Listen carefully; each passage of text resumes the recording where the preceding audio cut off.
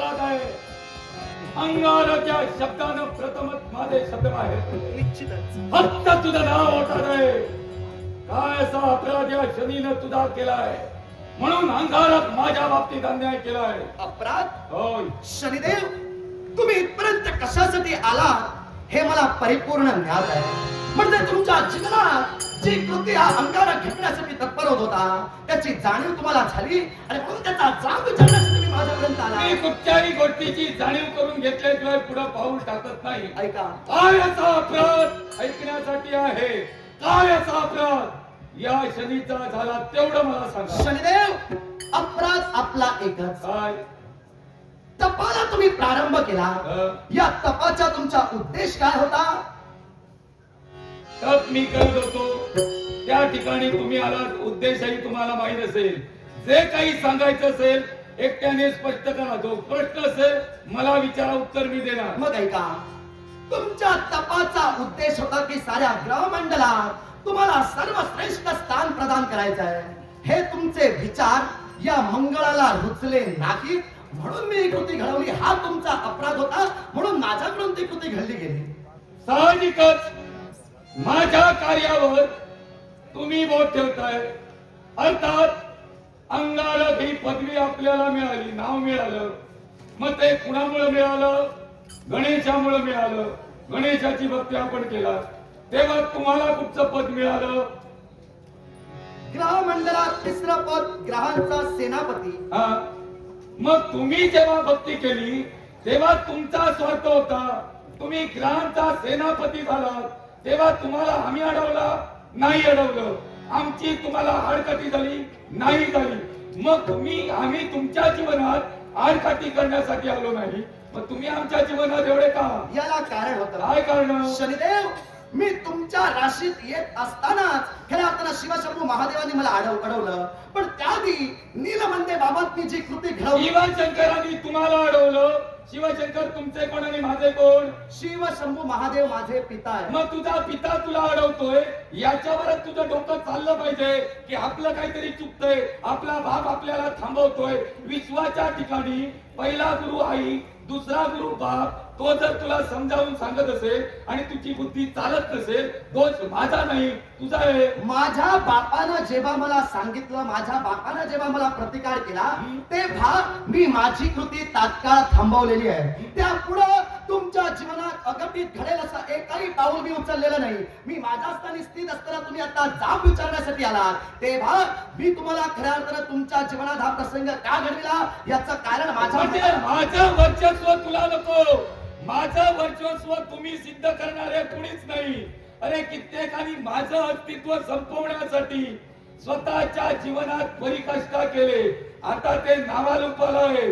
पण माझ्याशी संवाद करत असताना त्यांना रंगमंचावर बसवलेलं आहे.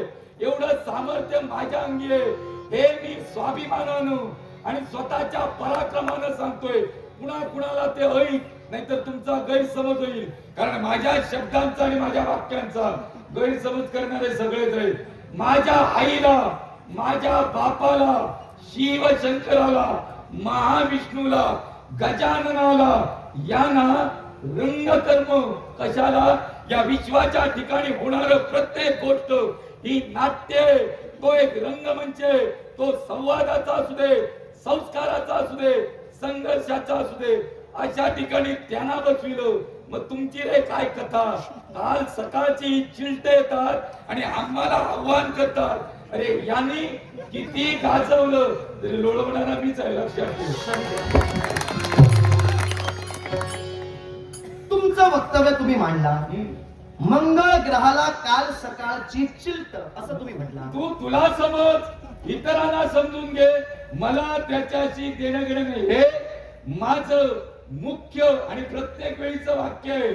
त्याच्यामुळे तू म्हणशील काय ते समजून घे. म्हणजे आता तुम्ही बाजू मांडला. बाजू मारतच नाही. ऐका, मी बाजू मांडून सांगतो. शनिदेव, तुम्ही सांगून गेलात कुणाला कसे कसे तुम्ही बसवला ती त्यांची कर्म आणि त्यांच्याशी असणारे तुमचे वाद झाले. माझं तुम्ही काय करणार ते मला मी त्याच्यासाठी तुझ्याकडे आलो. तुझं काय करावं आणि काय केलं पाहिजे याची पूर्ण कल्पना मला. मी माझ्या बोला. तुझ्यासारखा दुष्ट पुरुष या विश्वात नाही. कारण एकच, नीलमंदा तुझी नात्यानं भगिनी की वागदत्तवधी. तुमचं मत काय? माझ्या प्रश्नाचं उत्तर हो. माझी मतं मांडली की परत तू सांगणार पळवाटा काढतोस. उत्तर दे. भगिनी. भगिनी, मग तिला तिचं कल्याण व्हावं याच्यासाठी नेलंस की माझ्या जीवनाचा ऱ्हास व्हावा याच्यासाठी नेलंस? माझ्या मतानुसार हं? मी तिला तिच्या जीवनाचं कल्याण व्हावं याच्यासाठी आणि माझा उद्देश सफल करण्यासाठी, म्हणजे दुसरं कारण तुम्हाला मला तपापासून वंचित करायचं होतं. हे दोन्ही हेतू साध्य तप करण्यासाठी करणं पाप आहे का? तप करणं पाप कुठं आहे? मग तप करत असताना तुझ्या मनात हे विचार आले, हे पापी विचार का आले? मग माझ्या तपावर तुझा क्रोध का? ज्यावेळी महाविष्णूनं तप शिवशंकराचं केलं आणि त्या शिवशंकराला नेत्रकमल अर्पण केलं, त्यावेळी काय प्राप्त केलं? निश्चितच खऱ्या अर्थानं वैकुंठीचा नारायण शिवशंभू महादेवांची भक्ती करत होता, तप करत होता. तेव्हा खऱ्या अर्थानं कमळ ही खऱ्या अर्थानं त्या शिवपिंडीवर वैकुंठीचा नारायण अर्पण करत होता.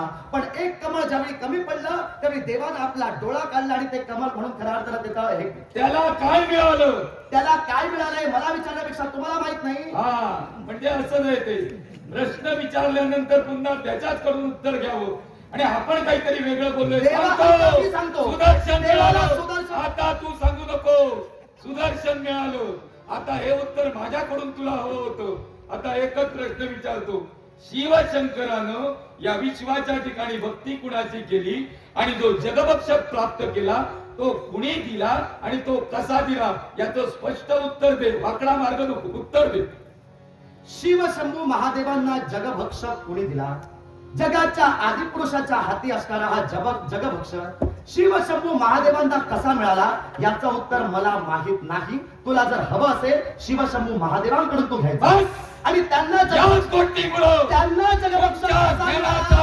त्यांना बुद्धीचा आणि तुमच्या कर्तृत्वाचा मला तिरस्कार आहे. अशाची संवाद करण्यापेक्षा अशाचा शेवट मग शेवट करण्यासाठी हाती तुम्ही शस्त्र घेतला. मग मी सुद्धा